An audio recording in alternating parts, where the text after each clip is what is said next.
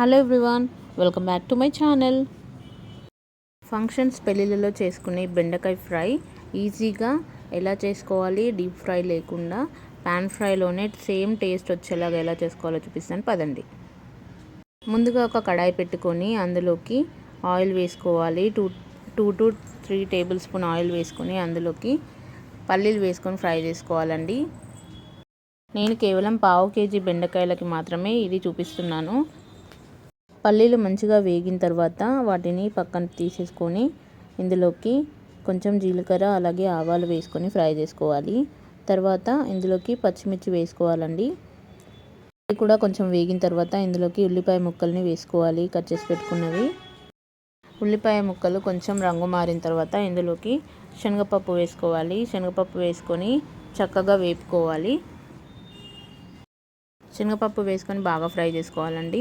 ఇది బాగా వేగిపోయిన తర్వాత ఇందులోకి చిన్నగా కట్ చేసి పెట్టుకున్న బెండకాయ ముక్కల్ని వేసి మంచిగా కలుపుకోవాలి. స్పైసెస్ ఏమి వేయకుండా ఒక 10 మినిట్స్ పాటు బాగా ఫ్రై చేసుకోవాలండి. ఇది లో ఫ్లేమ్లోనే చక్కగా కలుపుకోవాలి, లేకపోతే అడుగు పడుతుంది. చూడండి, ఇలా ఒక 10 మినిట్స్ పాటు 5 to 10 మినిట్స్ బాగా వేపుకున్న తర్వాత ఇందులోకి కొద్దిగా పసుపు వేసుకొని కలుపుకోవాలి. పసుపు, అల్లం వెల్లుల్లి పేస్ట్ ముందుగానే వేస్తే, బెండకాయల కంటే ముందు వేస్తే మనకి పోపు అనేది మాడిపోతుంది. అందుకే ముందుగా వేసుకోవద్దు. పసుపు వేసుకున్న తర్వాత ఇందులోకి కొంచెం అల్లం వెల్లుల్లి పేస్ట్ వేసుకొని బాగా మిక్స్ చేసుకోవాలి. ఇది పచ్చివాసన లేకుండా పసుపు అండ్ అల్లం వెల్లుల్లి పేస్ట్ వేగిన తర్వాత ఇందులోకి మనకి టేస్ట్కి సరిపడినంత కారం అలాగే జీలకర్ర, ఎండుమిర్చి మిక్స్ చేసి పట్టిన పొడి అది కూడా వేసుకోవాలి, 1/2 టీ స్పూన్. అలాగే టేబుల్ స్పూన్ ధనియా పౌడర్, మన రుచికి సరిపడినంత సాల్ట్ వేసుకొని వీటన్నిటిని బాగా కలుపుకోవాలి. ఇలా చేసుకోవడం వల్ల బెండకాయలు అనేవి ఎక్కడ మాడవు, అలాగే వేగకుండా కూడా ఉండవు, చాలా చక్కగా వేగిపోతాయి. మిక్స్ చేసుకొని ఒక 2 మినిట్స్ తర్వాత ఇందులోకి మెయిన్ ఇంగ్రీడియంట్ కోకోనట్ పౌడర్ వేసుకోవాలండి, కొబ్బరి పొడి. ఒక 2 టేబుల్ స్పూన్ కొబ్బరి పొడి వేసుకొని బాగా కలుపుకోవాలి.